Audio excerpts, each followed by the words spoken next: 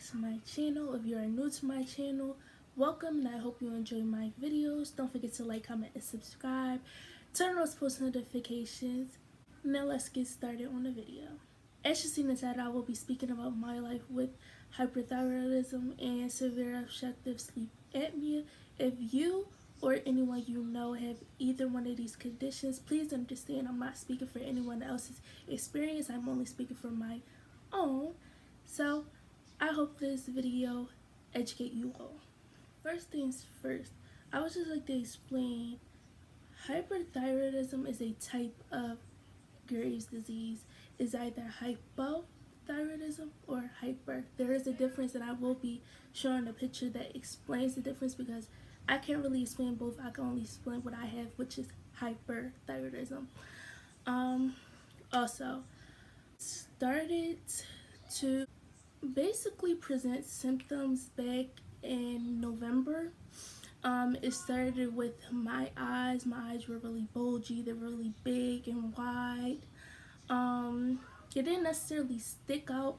They were just very big and wide, which is not necessarily how they look now. But I can show a picture of how they looked. I was like very moody. I was more irritated. I mean, I have like a little attitude, but I was more irritated than usual. I was very moody. I started to excessively gain weight, which was like unusual for me too. And my mom began to notice. My mom has Graves' disease, and she began to notice the symptoms, me having the symptoms, which made her want to take me to the doctors.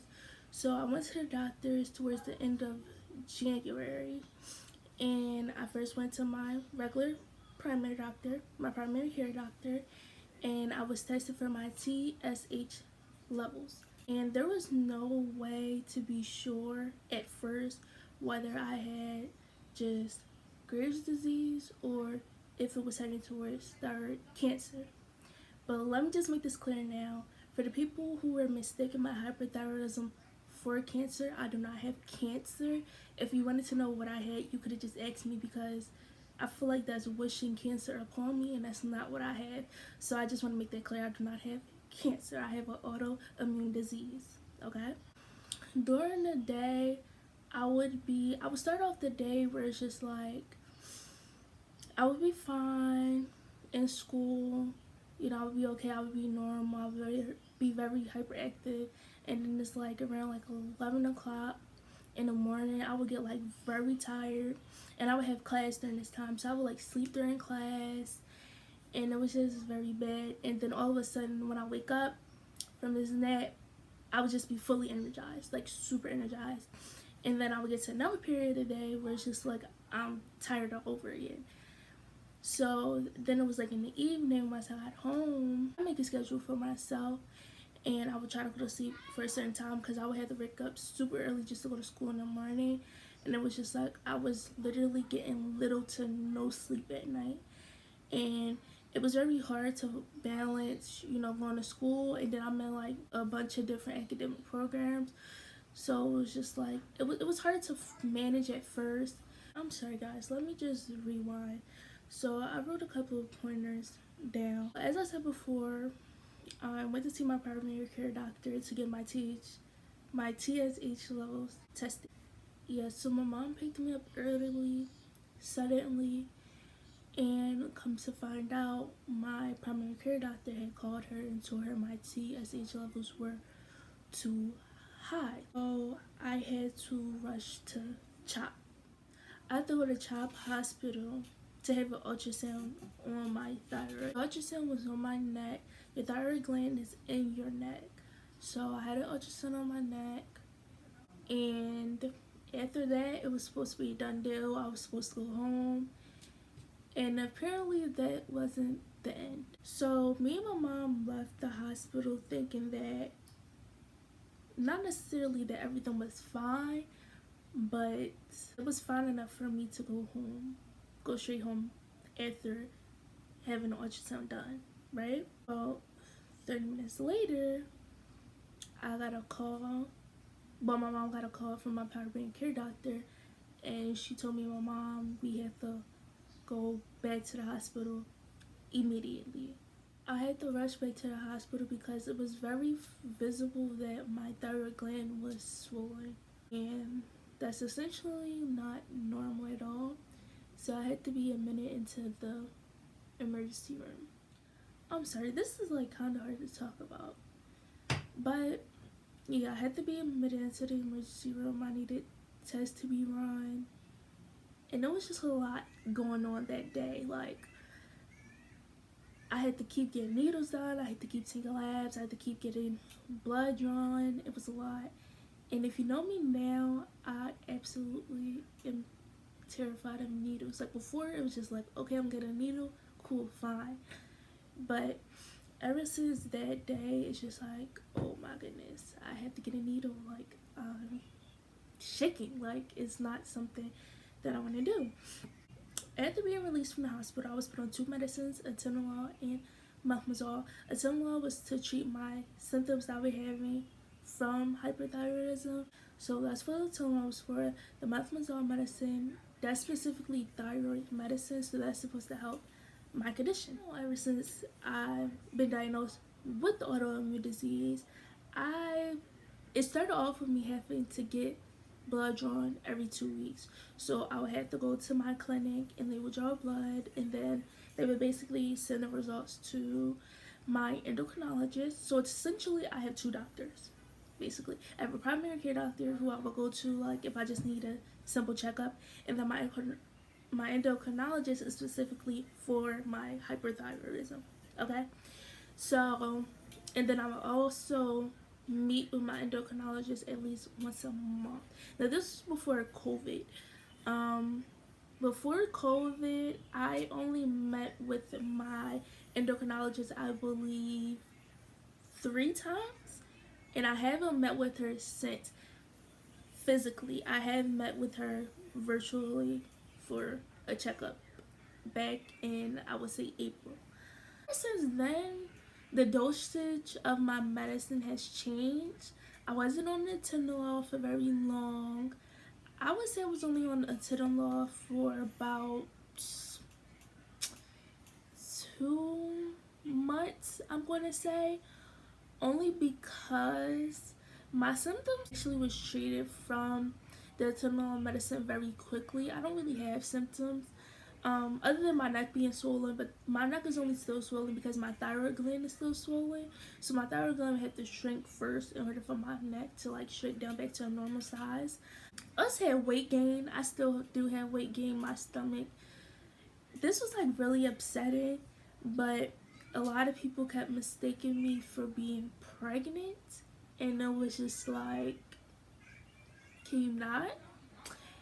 And it was very irritating because it was just like people were mistaking me for being pregnant instead of asking me, oh, like, what's going on, are you okay? And it was like my choice to say, oh, I am pregnant or I'm not, which I'm not.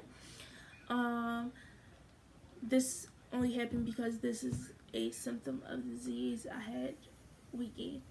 So, and I had an incident where, okay, so we have like at my school, I guess we have like lunch assistants that's supposed to watch over like all the students during each lunch period. And one of the women who works in my school, one day she came up to me and she asked me, was I pregnant? And I told her no. And she said, well, it looks like it. And she touched my stomach. And I was just like, okay, personal space. And I said to my friend, I'll be wrong if I punch her in her face, right? But I didn't because honestly, that was just ignorant. And as I said before, people were just assuming instead of asking me. And honestly, it just made me feel very insecure about what I was going through. I still find myself at times feeling insecure about my condition, only because when I look in the mirror or when I'm taking pictures or videos of myself, I see those things as flaws.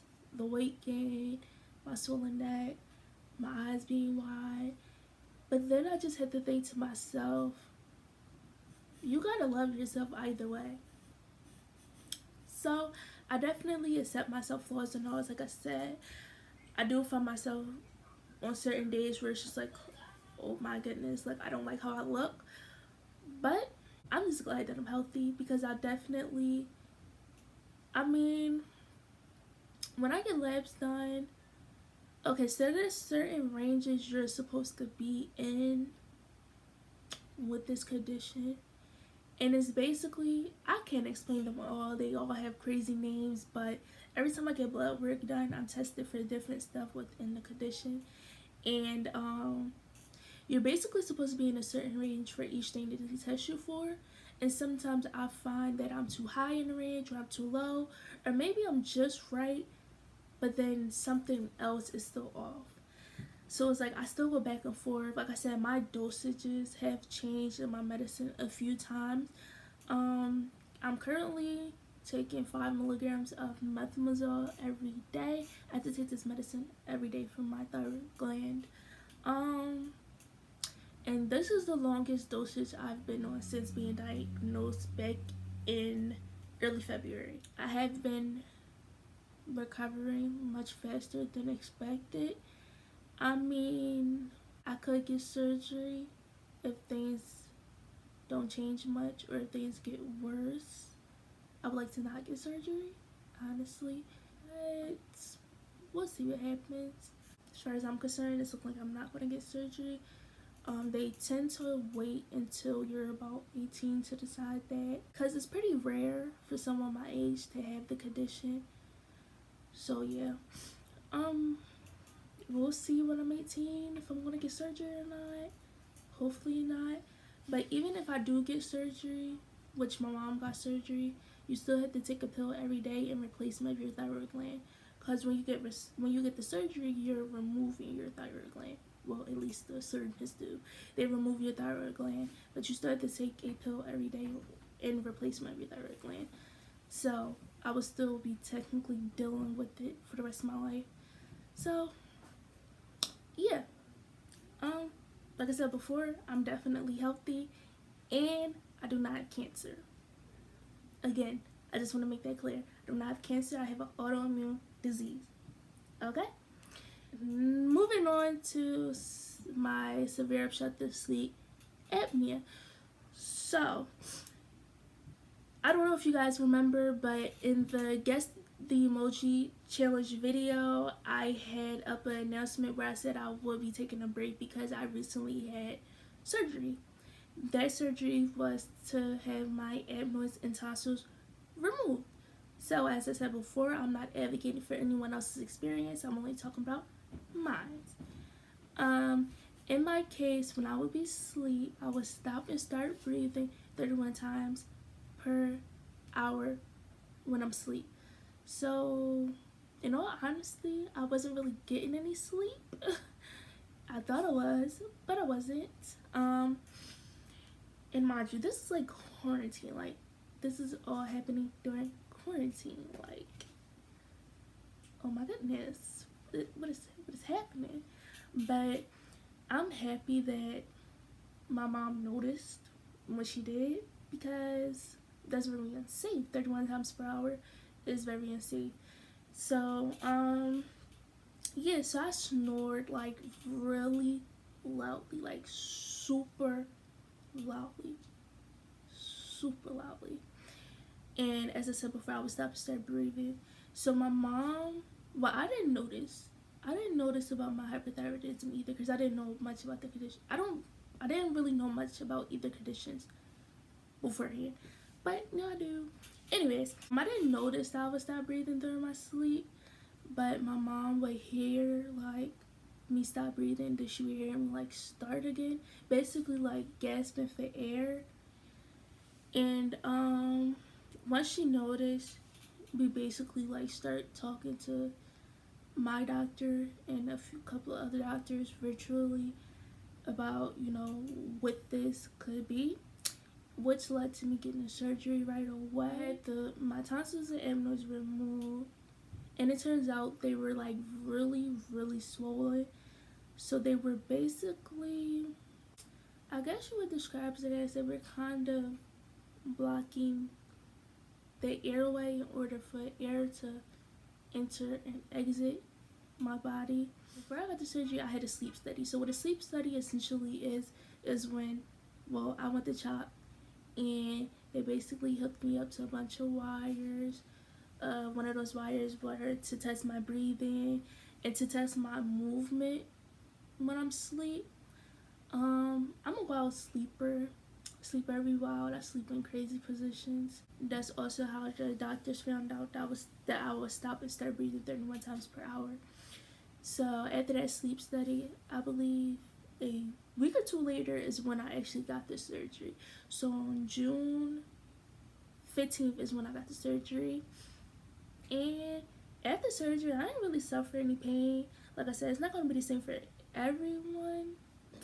But I also had my wisdom teeth removed, and I didn't really suffer any pain after that either. I don't know. But I did have to take medicine afterwards. And then on top of that, I was dealing with my allergies too. Listen, I just have a lot going on. I'm dealing with allergies, asthma, hyperthyroidism, sleep obstructive, sleep apnea. I'm dealing with a lot. But I'm pushing through it. Okay? Medicine. They did give me medicine to take. I was taking Atenolol. But to be honest, if you know me, I don't like taking medicine at all. Listen, I only take medicine when I'm sick. I just push through it. I don't like taking medicine unless it's super necessary. Other than that, I don't take medicine. Well, other than my thyroid medicine, because that's a must. But if I don't have to take medicine, I'm not taking it. First, it was really hard to talk, so I would try not to talk at all because it was really hard to. And even now, it's not hard to talk, but my tongue feels very weird. After surgery, it felt like my tongue was super swollen, and it was when I would try to eat, because I could only eat soft stuff, but it was just I was eating yogurt pretty much all day, and if you know me, all I did was eat. So I was struggling. I was very hungry, so it was just this is not it. So I started eating mini pizzas that's you cook in the microwave, and it wasn't that hard because the pizza was really soft, but it felt weird to eat because it was one side of my tongue was hurting, and then the other was perfectly fine. I was what is this? But and then my throat was swollen too, so it was to swallow was really painful. Very glad I got the surgery when I did, and I'm glad I got it as soon as possible. And if you are concerned about how you sleep, or your mom or your dad is telling you you snore really loud, or they're worried about something, or they're concerned about something, have them take you to the doctors, because it's very necessary, because you never know what it could be. It might not be as severe as my sleep apnea was, but it might be something that you want your doctors to work out as soon as possible. Same thing with hyperthyroidism and hypothyroidism. If your parents is noticing something different about you, or you're noticing something different about you, ask questions. Ask your doctors questions. Also, talk to your parents about your family history. I would say, as I said before, my mom has Graves' disease, and my mom was really upset because I wasn't tested. Each time I went to the doctors, I wasn't tested for my TSH levels until I actually told my doctor I wanted to be tested for it, which was crazy because doctors ask, what is your family history? And it's just if I'm telling you my family history is this, then you should be checking for it each time I come in for a checkup, which they weren't. So make sure if you have any type of disease or whatever the case may be within your family history, make sure your doctor is checking for it each time you get a checkup, because you never know what can happen. So yeah, that's my advice to you all. I hope this was educational. If you have any questions that you would like to ask me, comment down below, or you can ask me on any one of my social medias. This is the end of this video. Don't forget to comment, subscribe, turn on those post notifications, and peace and love to you all.